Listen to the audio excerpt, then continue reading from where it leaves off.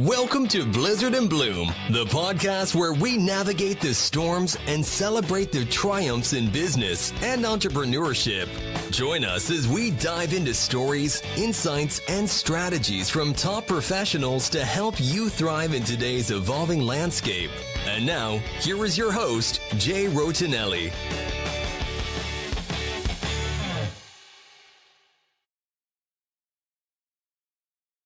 Hello, everybody. Welcome back to another episode of Blizzard and Bloom. Last episode, we had Dave Gallagher on from the CIMA Foundation.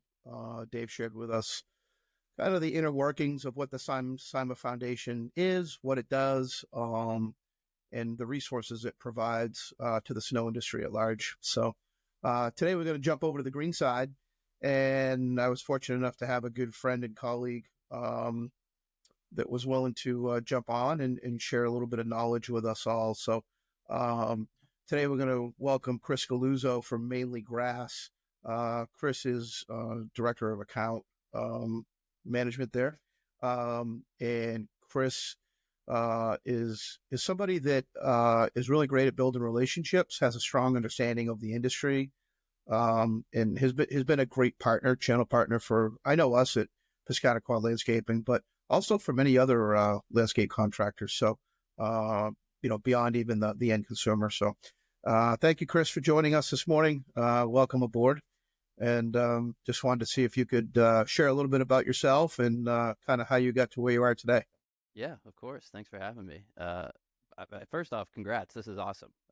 Really cool thing that you're doing here with this. So thank you. Very honored to be on the pod. Appreciate first it. pod too. So we'll see how this goes. Hey, all good. So by way of introduction, my name's Chris Galluzzo, Director of Account Management, and I guess pseudo sales director here at Mainly Grass. Been here for about 3 years now. Been loosely involved with Mainly Grass, so for the past 6, working with Mark as well. So I've been working quite closely with Mainly Grass for extended period of time now.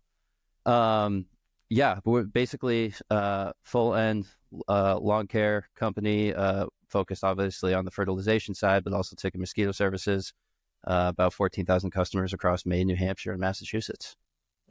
Wow, that's incredible. I actually didn't realize the volume that your company does. And what's pretty cool about it is Mainly Grass may sound big and large, and you certainly are in resource wise, but it has a small business feel. Right. So I can honestly say that you've got a great bunch of account managers and techs out there that are quite knowledgeable, and you don't often see that sometimes with a little bit of a larger company. So it's great that we do business together, and again, just a great company to work with. So thank you. Yeah, likewise. So people talk about this is such a big subject. So the discussions about kind of what's the current state of the lawn industry, like lawn care, when we talk about regulations and trends and, different expectations. And I wanted to, maybe we'll break that down into 3 and like, what are some of the trends you see happening in the lawn care industry, specifically maybe even in the Northeast or across the country? Yeah. Great question. I think, what we're really starting to see is a push towards more environmentally sustainable programs and products. Specifically in Maine, what we're seeing quite a bit of are towns passing ordinances that kind of inhibit the ability of a applicator or even a homeowner to apply more of your synthetic products, herbicides, pesticides, even fertilizer.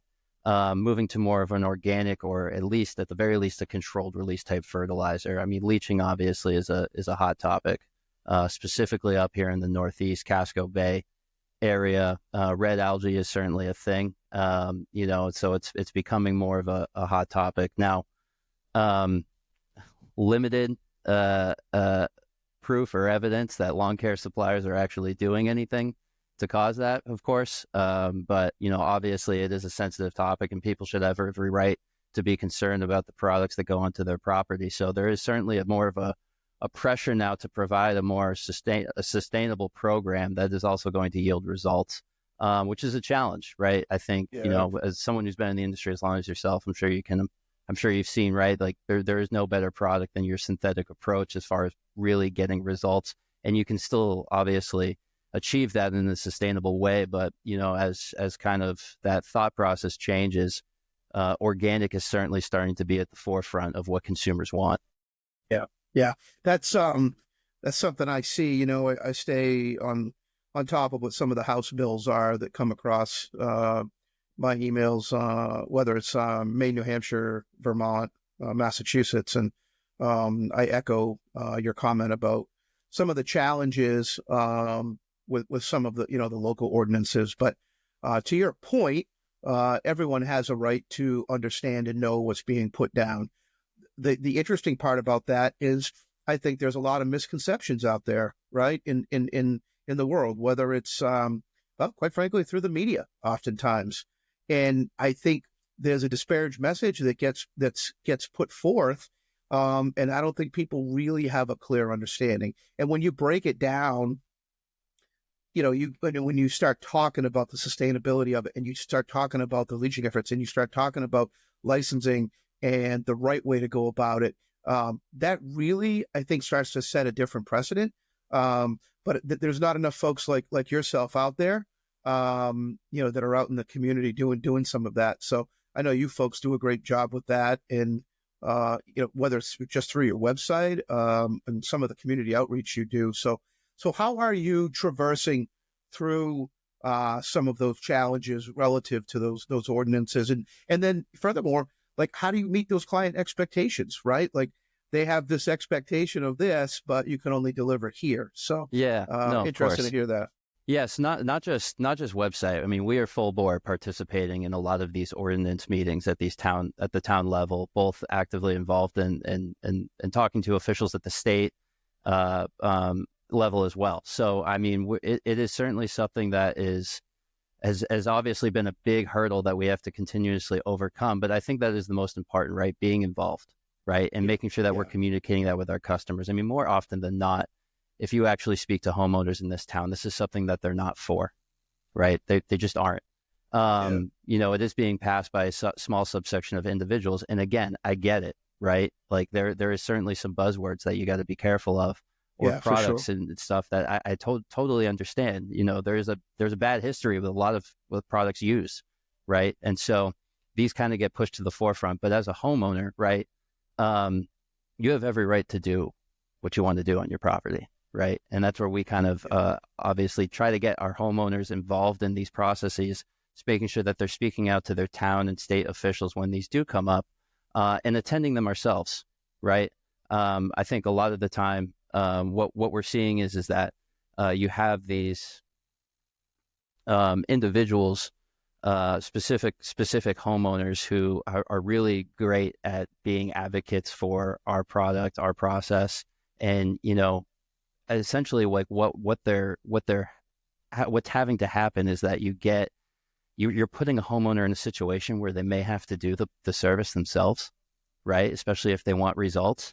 And that's where you start getting dangerous levels of these products, or you're doing something maybe you shouldn't be doing, and right? You wouldn't know, right? Right. So you're taking away the ability of a educated, licensed applicator to actually perform the process.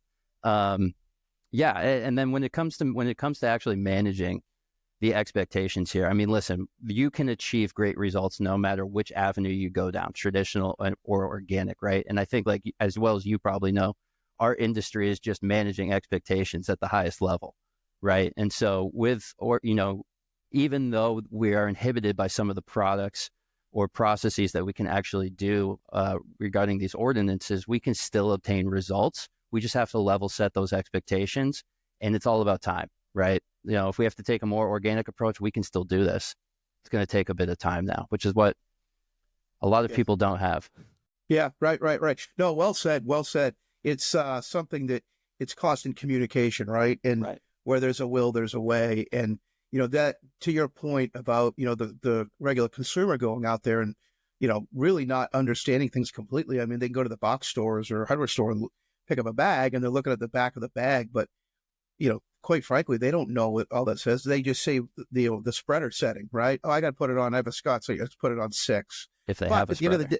if they have a spreader, right? So at the end of the day, what is that really doing for us? That's hurting us worse in the industry. So, I think about things like that. So certainly getting out there in the community and being an advocate for the proper way of doing things. So you take folks like yourself or myself that, have taken the time and have the education and the licensing to go through that. And it kind of chaps your ass a little bit when, quite frankly, when you got folks out there applying products that don't quite fully understand nor have licenses. So it leads me to the next topic that I want to chat with you about is the relationships with landscape contractors. So across the region of the Northeast, I've been in it long enough to see, I've witnessed landscape contractors unlicensed spreading product and then getting a slap on the hand. I've seen other contractors getting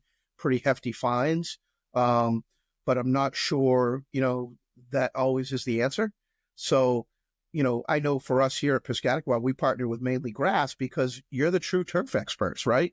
So what does something like that look like? And what's your message to the landscape contractor and how you can be a good channel partner for them? Yeah, like I think, obviously we've had this longstanding relationship, and a couple others as well, sister companies. But I think like when you're actually get down to the granular level of it, you have, let's just take like your run of the mill smaller landscaper. Maybe he's just started out, right? Line item wise, lawn care actually looks great. Margins look incredible, right? But I think like what ultimately ends up happening is that you continue to scale your business and you continue to grow. The lawn care item, although looked very appealing when you first added it, the headaches or the challenges, the unforeseen challenges that has continued to appear throughout the year, throughout the seasons, continue to creep up and cut into that, right? Everyone has a plan until you get punched in the face, right? And that's kind of the lawn care industry, right? There's always something that's going to happen that's going to maybe inhibit the process or the products, right? Drought stress being probably a big one that we deal with, or overwatering, right? Just too much rain, right? So you play such this fine line with lawn care on a yearly basis, right? And you get to this point where, geez, this lawn care package that I put together, it sounded great when I first started it, but God, this is a beast, right? We've actually, over the past couple of years, we've had landscapers approach us, just giving away their book of business, not trying to sell it, not trying to, make a profit off of it. Just please take this from me.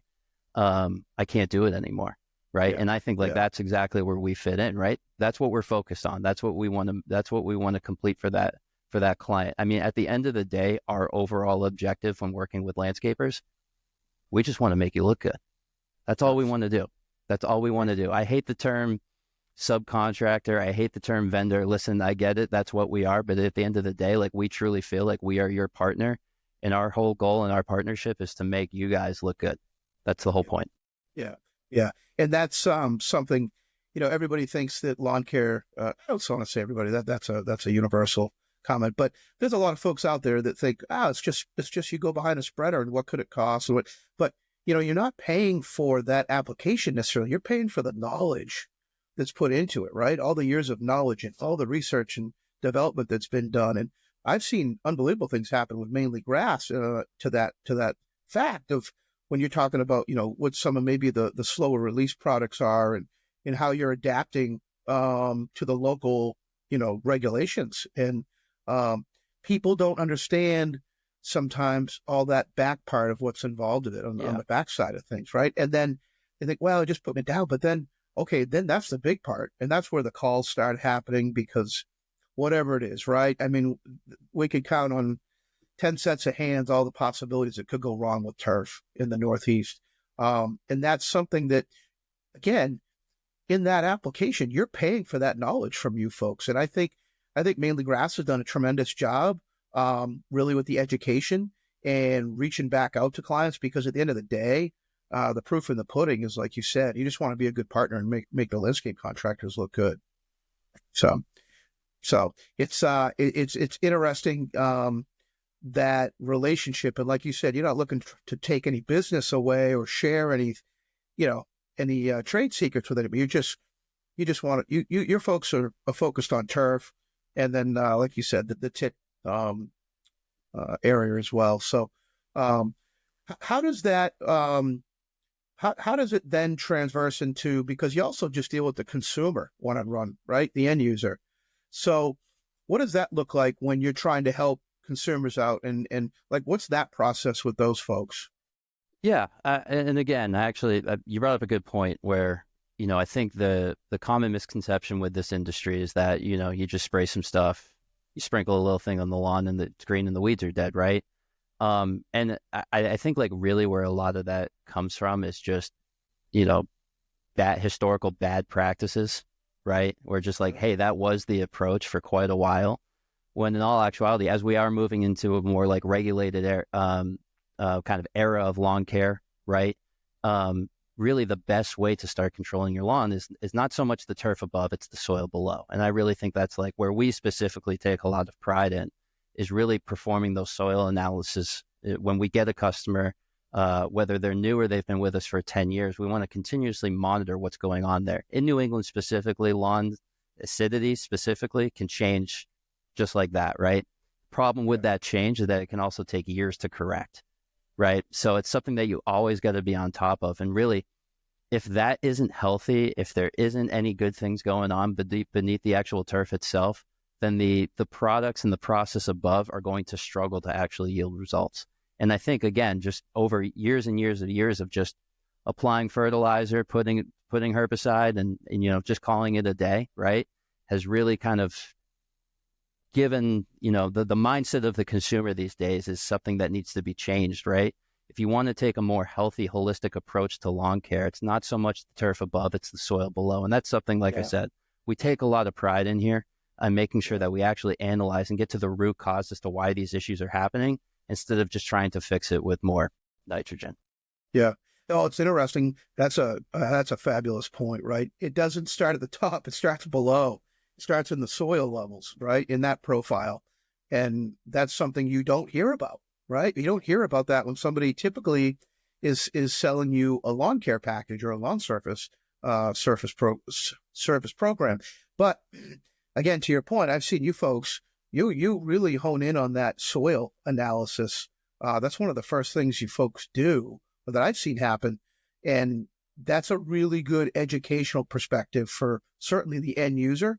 I think maybe the landscape contractor has a little bit of knowledge in that typically, or some knowledge, but the consumer doesn't. So when you start educating in that level, that's really where it needs to happen. So there's that clear understanding. So when they see something on the top that doesn't look right, it didn't start there typically. It started in the soil profile. Right.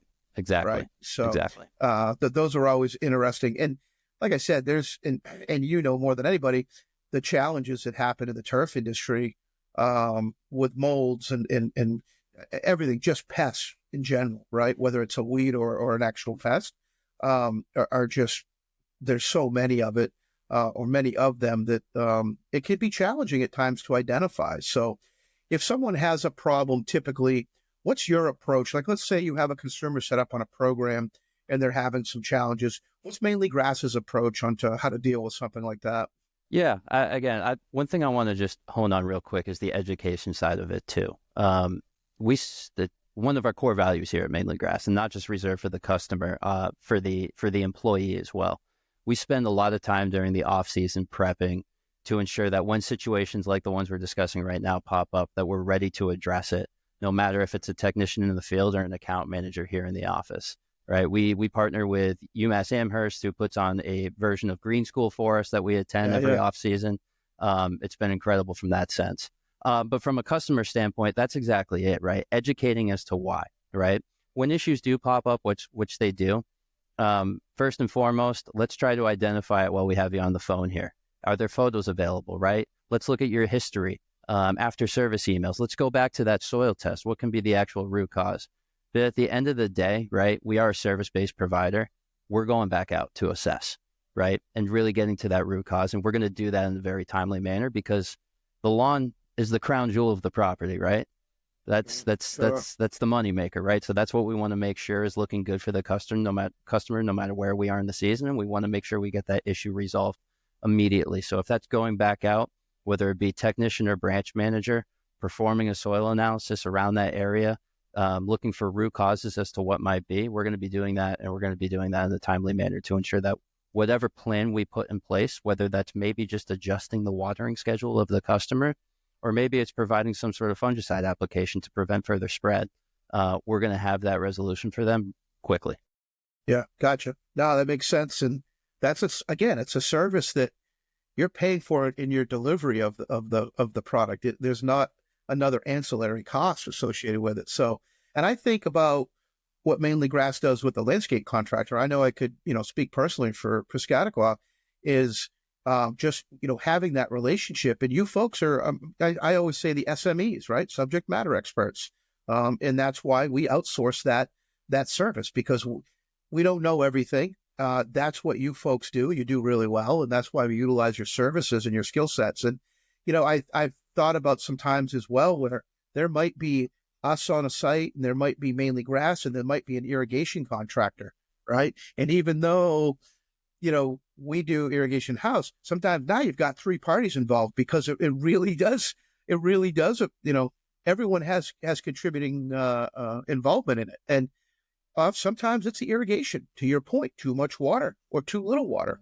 And it really just depends on the season and really the what's going on at the time and point, whether, no water, overwater. There's so many, contributing things to it. So I've seen you folks work with us and other folks, because I've had calls from irrigation contractors say, well, Mainly Grass is that, but when you stop and take that time to educate us or educate all the parties, I think that makes a big deal. Do you come across that often with you folks? Yeah.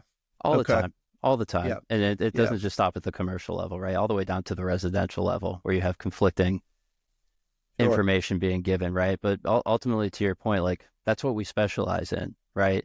And I'm not going to sit here and say that we get it right 100% of the time, right? But that's where the partnership and collaboration and the education comes into effect, right? There's no magic bullet, right? There's no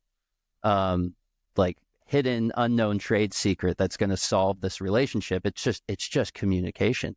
That's all it is. And as long as you establish that strong line of communication, it's so much easier to resolve these issues and problems and challenges that appear on these properties.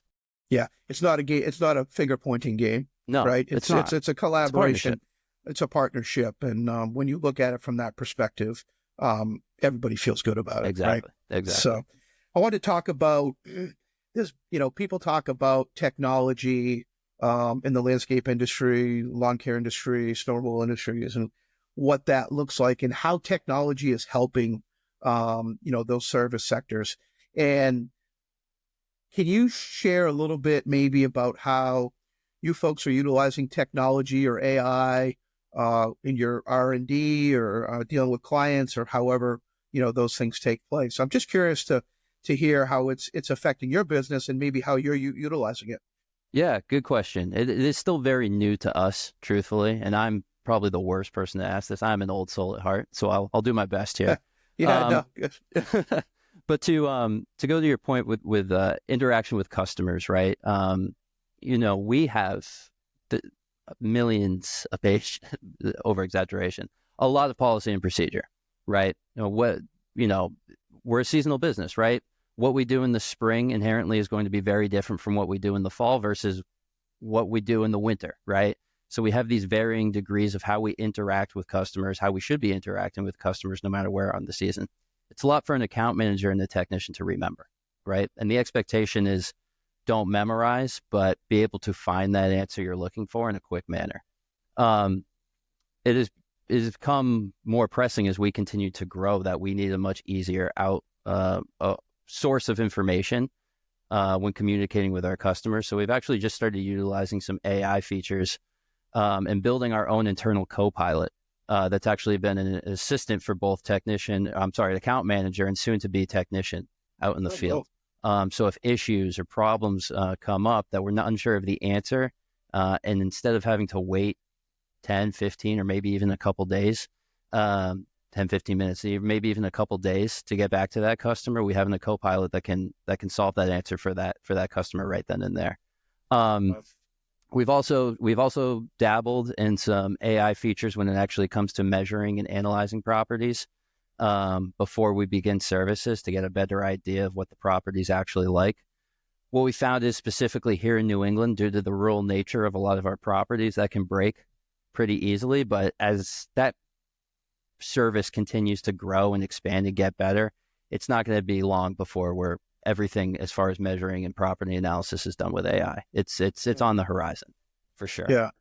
So, and when you think about the future of the technology, do you foresee anything coming down the pike in the near future that is relevant to either robotics or automated processes or anything like that relative to lawn care? Yeah. As far as like the applications go, I know there's been, mowing is a big side of it. I'm not sure if you guys are experimenting with the robotic mowers or anything. We are, yeah. Sure. I've heard rumblings as far as fertilizer applicators is right, but it's just the distribution of those across such a wide net of customers is a tough thing to get over currently. For us specifically, right? You have your more like commercial properties where they could be put to good use, which is something that's certainly not out of the question, but something that we haven't dabbled in just yet. And then, I'm sorry, what was the other part? Just really about how, what the technology is, whether it's, automation, robotic, So, things of that nature. To your point, Chris, like it is in the lawn care industry, but I think about that and I'm like, how does that, I can see, all right, hey, we're going to draw a grid, right? GPS, we're going to put the mower out there and what can go wrong, right? But when you talk about applying a product, that you have to be environmentally sensitive and be good stewards of the environment and accuracy, that's complicated. Yeah, very. So, I think about those. That's why I just kind of was curious if there was anything coming down the pike or that you saw, or, at the end of the day, it's boots on the ground, Yeah, I mean, honestly, that's where, I again, old soul here. That's where I struggle with the real implementation of that level of technology just yet. Again, that's the way the world's trending for sure. And it is absolutely going to be an integral part of how we perform our business. But also, like, I really, truly feel like that's what helps keep us unique and personal to the customer. Like, you call Mainly Grass, you're talking to a human. You look outside and Mainly Grass is performing your services. There's the human doing the services, right? And I really do think, as things do continue to trend that way, that's where specifically service-based companies, service-based industry is really going to thrive, right? Having that human interaction. So that's something we really lean into here. We talked about the size of Mainly Grass earlier, and yes, as we continue to grow, the one thing that we don't want to lose is that personable feeling, right? You're calling your neighbor. Your neighbor's performing your services. That's something we take a ton of pride in. Yeah. And you folks do a very good job of with that. And kind of leads me into one of the last components here of what's kind of some of the best practices for forming a relationship, whether from the consumer to Mainly Grass or from maybe a landscape contractor to Mainly Grass. Like when should that relationship start, or when should that outreach happen? And then what does it look like after? Yeah. I mean, for us, call us anytime. It really does not matter to us when we get that relationship started. Obviously, looking for a lawn care company now or in a couple months here is a little late to the game, right? But that doesn't mean we can't still have a successful season. But for us, truly, like we take a lot of pride in our communication. And again, going back to what I said earlier, there's no magic bullet here. It's communication and being proactive and really establishing a partnership. I think too often than not, specifically on the direct-to-consumer side, people take the set and forget it kind of notion to lawn care, not realizing that, hey, there is a lot of work that you still need to do in order to actually have a healthy, vibrant lawn, right? Yeah. Watering being the biggest one, right? If that part's not happening, then what we're doing is, quite frankly, a waste of your time and money, right? And so being very proactive with the lawn care company, making sure that, hey, if you have questions, don't just leave it to, I'll get to it later, right? Be proactive. We're available and we want to help. And I ultimately, like, that's really what this comes down to. What we can do can be absolutely pivotal for the lawn as far as the success and the quality of it, right? But if you're not going to engage in that partnership, it's going to be tough. it's going to be tough, and you're going to feel like a lot of your money and time's wasted. Same thing with the landscaper side too, right? Again, we're not solving rocket science here. It is proactive communication is ultimately what it comes down to. I think some of the best experiences I've had, or the best results that I've seen come out of working with a landscaper, has been directly with Piscataqua. And just like when things pop up, it's not for the fact that we're being reactive, it's that we're being proactive to a situation that could expand across to other properties, and we create game plans and services.